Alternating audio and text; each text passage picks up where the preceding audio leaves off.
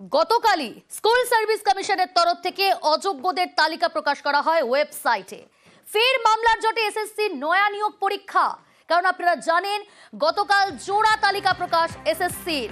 একদিকে যখন অযোগ্যদের নবম দশম এবং একাদশ দ্বাদশের অযোগ্যদের তালিকা প্রকাশ করা হয় এসএসসিতে স্কুল সার্ভিস কমিশনের তরফ থেকে ওয়েবসাইটে, একই সঙ্গে আপনাদের জানিয়ে রাখবো যে আগাম পরীক্ষায় কোন কোন অযোগ্য আবেদন করেছিল সেই লিস্টও কিন্তু প্রকাশ করা হয় এসএসসির তরফ থেকে। আর ফের মামলার জটে এবার এসএসসি নয়া নিয়োগ পরীক্ষা। এসএসসি তালিকায় অযোগ্য 1806। ফের আদালতে যাওয়ার ভাবনা তালিকাভুক্তদের। কোন যুক্তিতে অযোগ্যদের তালিকা? প্রশ্ন তালিকায় থাকা অযোগ্যদের। অর্ণব রয়েছে আমার সঙ্গে সরাসরি। অর্ণব, তাহলে ভবিষ্যৎটা কোন জায়গায় দাঁড়িয়ে, কি হবে?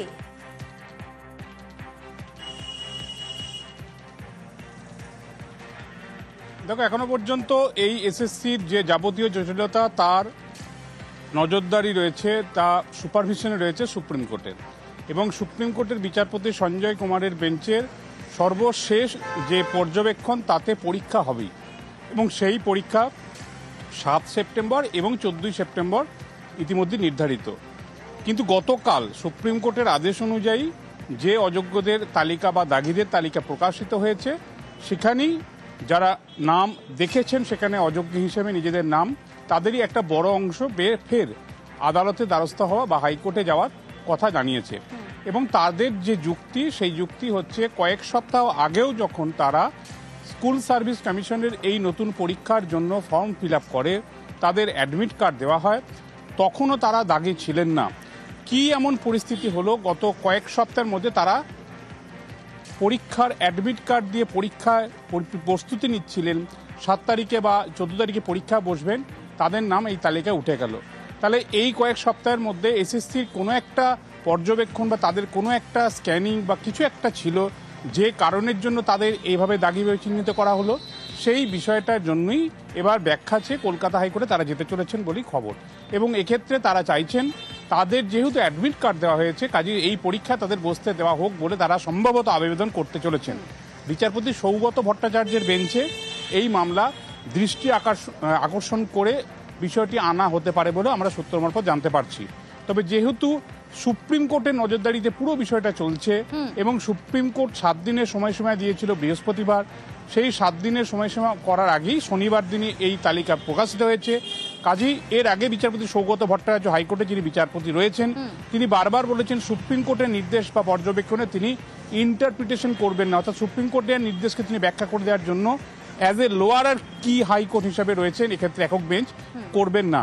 কাজেই পুরো বিষয়টার মধ্যে ফের একবার আগামী সপ্তাহে সোমবার থেকে শুরু হচ্ছে যে সপ্তাহ, এই সপ্তাহে ফের একবার একটা এসএসসি তার পরীক্ষা হওয়া না হওয়া, বাদ পড়া, যোগ্য অযোগ্য, এই বিষয়গুলো নিয়ে আরো একবার এজলাসের লড়াই হতে যাচ্ছে, তা এক প্রকার নিশ্চিত। অর্থাৎ জটিলতা, নতুন করে জটিলতা, এবং এই জটিলতা ফের মামলা জটে এসএসসির পরীক্ষা। এসএসসি তালিকায় অযোগ্য 1806 জন। সোমবার হাইকোর্টে তালিকার অযোগ্যরা। তবে অযোগ্যদের বেশ কিছু যুক্তি, যে এতদিন পরে কিভাবে অযোগ্য তালিকা, কোন যুক্তিতে অযোগ্য তালিকা, অযোগ্য হলে কেন পরীক্ষার জন্য ফর্ম ফিল আপ, নানা যুক্তি কিন্তু তুলছে অযোগ্যরা।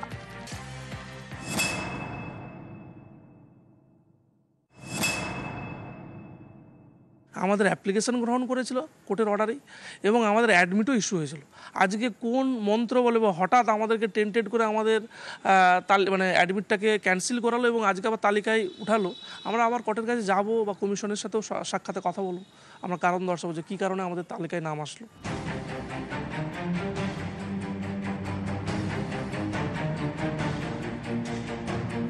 সুপ্রিম কোর্টের নির্দেশে চাকরিহারাদের মধ্যে কারা অযোগ্য সেই তালিকা শনিবার প্রকাশ করে স্কুল সার্ভিস কমিশন। সেই তালিকায় 1806 জনের নাম।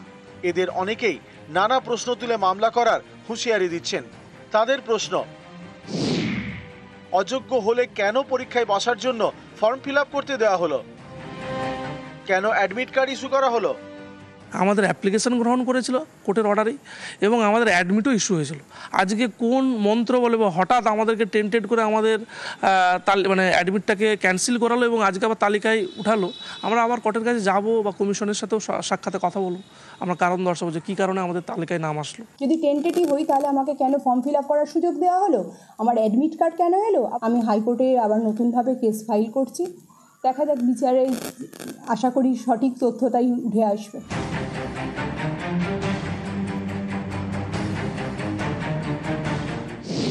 শিক্ষক নিয়োগের জন্য নতুন করে পরীক্ষা নিচ্ছে এসএসসি। দুদিন পরীক্ষা হবে, 7 এবং 14 সেপ্টেম্বর। এসএসসির দেওয়া তথ্য অনুযায়ী অযোগ্যদের অনেকেই এই পরীক্ষার জন্য আবেদন করেছেন। একই সঙ্গে নবম, দশম এবং একাদশ, দ্বাদশ শ্রেণীর শিক্ষক পদের জন্যও আবেদন করা হয়েছে। নবম, দশমের ক্ষেত্রে এমন আবেদনের সংখ্যা 1140, একাদশ, দ্বাদশের ক্ষেত্রে 1020। এসএসসির দাবি এইসব আবেদন বাতিল করা হয়েছে, অর্থাৎ অযোগ্যদের তালিকায় নাম থাকা কেউই পরীক্ষায় বসতে পারবে না। এর বিরোধিতাতেও সরব অযোগ্যরা। এসএসসি এটা কি করে নামটা আমাদের ওইমানিসুর নামটা ওখানে ঢোকালো, প্রশ্ন চিহ্ন আমার এখানেই। তার কারণ হচ্ছে আমাদের নামটা ওখানে থাকারই কথা নয়, কারণ কোর্ট আমাদেরকে চিহ্নিতকরণ করেনি টেন্টেড হিসাবে, তাহলে আমাদেরকে ঢুকিয়ে দিল কেন? News 18 Bangla.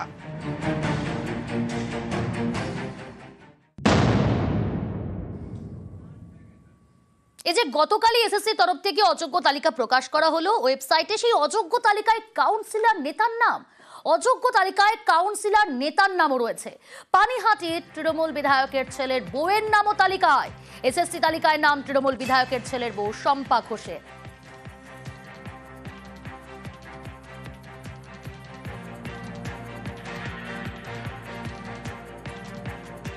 law will take its own course.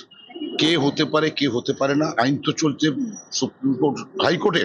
Law will take it own course. সত্য বেরিয়ে যাবে।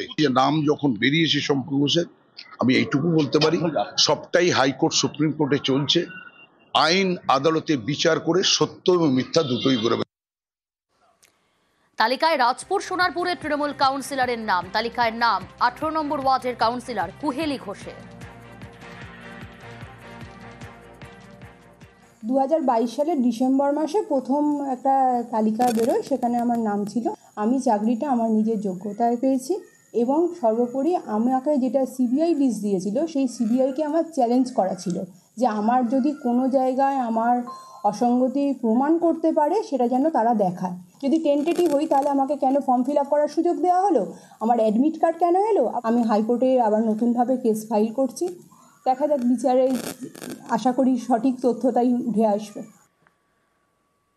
এই অযোগ্য তালিকায় শুধুমাত্র তৃণমূল কাউন্সিলর নেতার নাম নয়, অযোগ্য তালিকা ইসলামপুরের বিজেপি নেতার ভাইয়ের নাম। লিস্টে বিজেপি নেতা অসীম কুমার মৃধার ভাই অনুপ কুমারের নাম।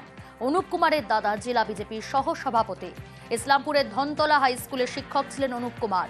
কিভাবে যোগ্যতা যাচাই প্রশ্ন অনুপ কুমার মৃধার।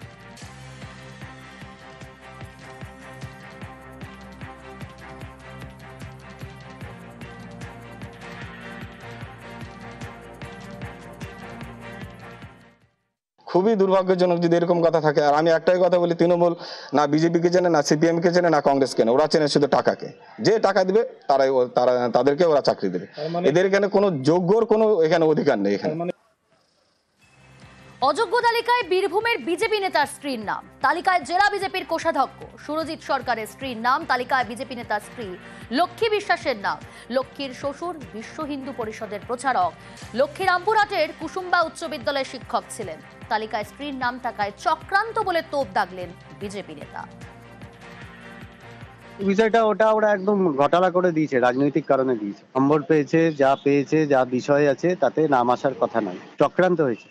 ওই যে লিস্ট বার করেছে, ওই লিস্টের মধ্যে অনেক চক্রান্ত আছে। সেই নম্বরে ওই লিস্টে নাম থাকার কথা নয়। টোটাল ডেটা দেখিয়ে বলবো। এসএসসির লিস্ট প্রকাশের পরই তুঙ্গে চর্চা। এবার চাকরি বিক্রি করা নেতাদের নাম প্রকাশ করা হোক, তৃণমূলকে তোপ দেগে এই দাবি সুকান্ত মজুমদারের। এই বোধোদয় যদি আগেই হতো তাহলে তো যারা যোগ্য তাদের তো কোনো পরীক্ষা দিতে হতো না। গাধা জল খায় ঘোলা করে খায় নাকি, এর মধ্যেও কোনো দূরভিসন্ধি আছে? নেতাদেরকে টাকা দিয়ে যারা চাকরি পেয়েছে, যাদেরকে টেন্টেড বলা হচ্ছে, তাদেরকে আমি অনুরোধ করব, আপনাদের নাম যদি লিস্টে আসে তাহলে আপনারাও একটি লিস্ট জারি করুন যে কোন তৃণমূল নেতাকে আপনাদের কত টাকা দিতে হয়েছিল। জেলায় জেলায় পাবলিশ করুন, না করতে পারলে আমাদেরকে দিন। পোস্টার করে করে বড় বড় কাট আউট সহ সেই তৃণমূল নেতাদের কর্মকাণ্ড বাংলার জনগণের সামনে তুলে ধরবো, আপনাদের সামনে তুলে ধরবো। শুভেন্দু অধিকারীর নাম করে পাল্টাতো কল্যাণ বন্দ্যোপাধ্যায়।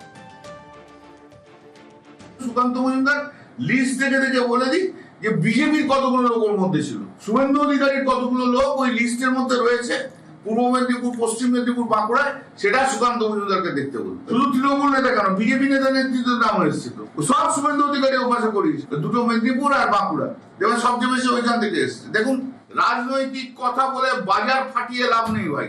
হিম্মত থাকে, সিট ধরার সোজা থাকলে যান সুপ্রিম কোর্টে গিয়ে মামলা করে বলুন এই লিস্ট বোগাস, বা এই লিস্টে অযোগ্য বলে যারা বলেছে তারা অযোগ্য নয়, যা আছে সব কোর্টে হবে। এটা অযোগ্যদের সম্পূর্ণ তালিকা নয়, মন্তব্য বিজেপির রাজ্য সভাপতি শ্রমিক ভট্টাচার্যের। পাল্টা বিজেপিকে তো কুণাল ঘোষের। এটা সম্পূর্ণ অযোগ্যদের তালিকা নয়, সংখ্যা এটা নয়, সেটা প্রত্যেকের জানা। তবে সরকার এই তালিকা প্রকাশ করে প্রমাণ করলো যে দুর্নীতি হয়েছে, তাতে একটা আইনি শিলমোহর সরকার নিজেই লাগিয়ে দিল। এবং এই সরকার চাকরি চুরি করেছে, গোটা শিক্ষা ব্যবস্থাকে ধ্বংস করেছে। আজকে হলফনামা দিয়ে সেটাই তারা জানিয়ে দিল।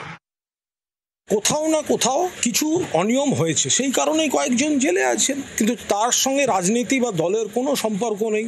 আজ যারা বড় বড় কথা বলছে বিজেপি, তাদের ব্যাপম কেলেঙ্কারি, এতজনের মৃত্যু, তদন্ত চলাকালীন রহস্য মৃত্যু। আর সিপিএম এর জমানায় কম্পিউটারটি ছিল না, ডিজিটাল ছিল না বলে ফুল টাইমার কমরেডের বাড়ি মানেই সরকারি চাকরি, শিক্ষক শিক্ষিকার চাকরি, এগুলো কেউ ভুলে যায়নি।